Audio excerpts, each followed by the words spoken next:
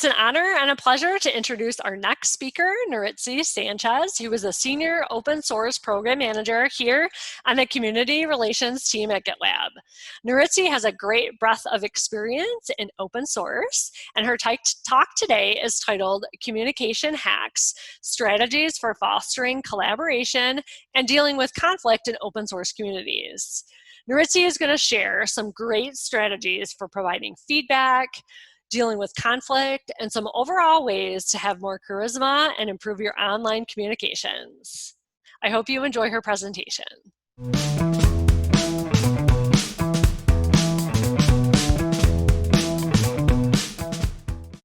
Hi, everybody, and welcome to Communication Hacks, Strategies for Fostering Collaboration and Dealing with Conflict in Open Source.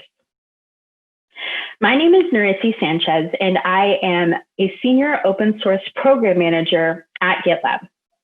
While I've worn many hats throughout my tech journey, communication has always been at the center of that. And I'd like to share some of my learnings with you today. We're going to cover some of my favorite hacks, which I think are things that everybody should know about. And we're going to cover navigating cultural differences. I'd like to mention that this is part of a larger talk that I gave earlier this month, and my full-length slides are available at the link below. Those slides include topics like giving and receiving feedback and active listening. So if you're curious about those topics, check that out. And we'll dive right into my favorite hacks, which I hope you'll be able to start using today.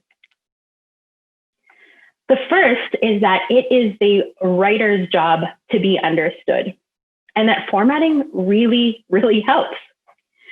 When you're writing something, it's important to do a skim test. Look over what you've just written and make sure that people can easily read through it and understand it. If you have a call to action, make sure it's clear and that you can easily see who needs to do it and by when. You can see that I've tried to do this even in my slide here, where instead of just including bullet points, I've also included a bold section in each so that people can, within a few seconds, understand what each bullet is about and be able to refer back to it as well. Sometimes even with bullets, it can look like a wall of text. So this tip really works. And when you're writing, try to avoid long sentences, and don't assume previous knowledge. Make it easy for anyone to jump right into the conversation. This is an example of an issue template that our social media team created at GitLab. Here you see that they've used formatting, like different header sizes and bold. They've created checkboxes and even used emoticons to make it easy for people to understand what to do. And similar to this, I'd like to encourage you to use the issue's description to do something similar. Oftentimes with feature requests especially, these can be open for years at a time. And there are hundreds of comments that have gone on over the course of that time. So when you see something like this, really try to edit the description to make sure that you summarize what the conversation is about. That way, anybody can take a look at that issue and understand the basic idea of what it is and the current status, what's happening. And then they can dive into the comments to have a fuller understanding of what's going on. The next tip is yes, and.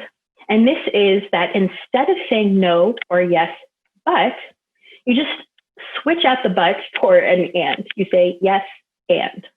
And this is incredibly powerful when you're having discussions or have a difference of opinion with somebody. When you use yes, and, it acknowledges what people are saying, and it still gives you room to disagree with them. So I think that most of us have heard that anything before the but doesn't really matter, that really what we're trying to say is after the but. And what this makes us feel like, if somebody says, yes, but, it's like, yeah, I sort of listened to you, maybe not, I don't really care. What I really care about is this other thing. And it makes you feel unheard or, just shut down in some way.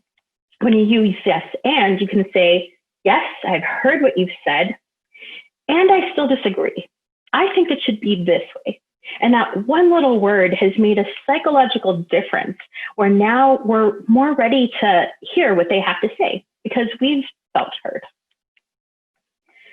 And along those lines, collaborative language really helps.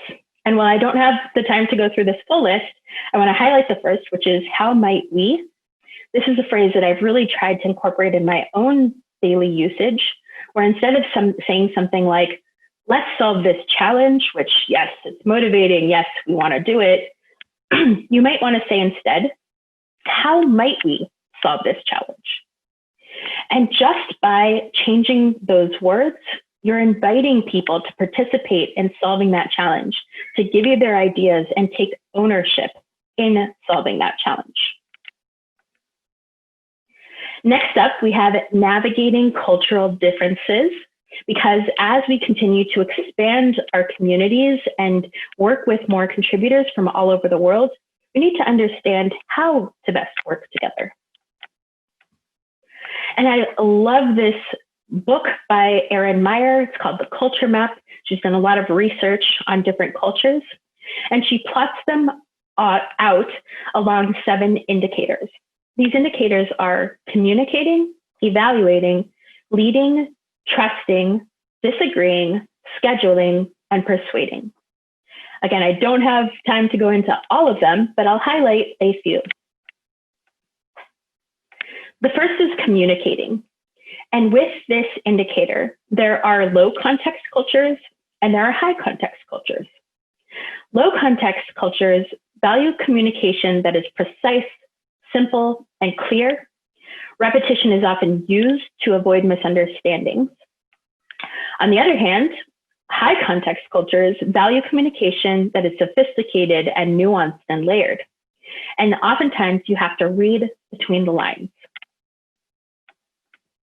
Another indicator is evaluating, and this is about how we give and receive negative feedback.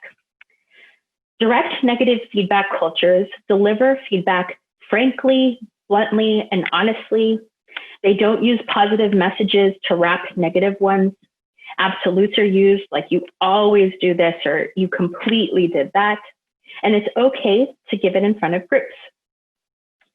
On the other hand, indirect negative feedback cultures deliver the feedback softly and subtly and diplomatically. They oftentimes use positive messages to wrap the negative ones. So this might be like the sandwich effect that we have sometimes heard about, where you say something positive, then you say the negative feedback, and then you end with a positive, thus sandwiching the negative with the positive. And in these cultures, feedback must be given privately. And unlike the negative feedback cultures, they oftentimes use qualifying descriptors like you sometimes do this, maybe a little bit. Persuading is another indicator. And there are some cultures that are principles first, that really value hearing the why or really explaining the why first. They've been trained to develop the theory or the concept before presenting the facts, statements, or opinions. On the other hand, applications first cultures value the how or the what first, and they're trained to begin with a fact, a statement, or opinion, and then back it up as necessary. So these can be like executive summaries or, here are our findings, and here's how. And Erin Meyer mentions in her book that, for example, somebody from France who has a manager from the United States and is constantly asked to do something without really knowing the why can be really frustrated by this dynamic. And so I think it's a really interesting one to think about and for us to use as we evaluate how to interact with people from different cultures. I'd also like to give you a practical example of how this all works. And since I belong to the GNOME community, I thought I'd map out the board of directors for this year. We have a board from the UK, United States, Brazil, Mexico, and Nigeria. And here you can see how those different cultures map out using Erin Meyer's indicator. And I'd like to focus on trusting, which is the third indicator from the bottom. There are some cultures that value task-based trust building, and there are some cultures that value relationship-based trusting. And so what this means is, the US and UK, to a lesser degree, fall on this task-based trust building. That means that as you work together, as you complete tasks together, that's how you build the trust. Versus these other ones where you really need to form a relationship. That's going out to get drinks or go to lunch together, really understand their family background, where they're coming from. In a board of directors setting, it's really important to know these so that you can collaborate best. You'll need to find ways of both having the relationship and the trust building equally, and in order to then work better together. I have a few more tips for navigating these cultural differences, and that's investing time in understanding the people you work with, especially those that you work closely with. And do not make assumptions, even though someone may look like they're from a certain culture or may have been born in a certain country, it doesn't mean that they identify with that culture. For example, somebody may have been born in India, but may have grown up part of the time in Japan, and really values the Japanese culture, has been immersed in that, and so actually identifies more closely with Japanese culture than with Indian culture. Even though cultural differences do exist on a wide scale overall, it's just just remember that people are individuals and that you really do need to get to know them before knowing how to best work with them. I also think that it's okay to set expectations around how communities or companies tend to work. So we need to understand the trade-offs, and we need to let empathy be our guiding light. And so, for example, there could be companies that value low context communication where everything is precise and concise. And when interviewing people that come from high context communication cultures, that could automatically count against those people.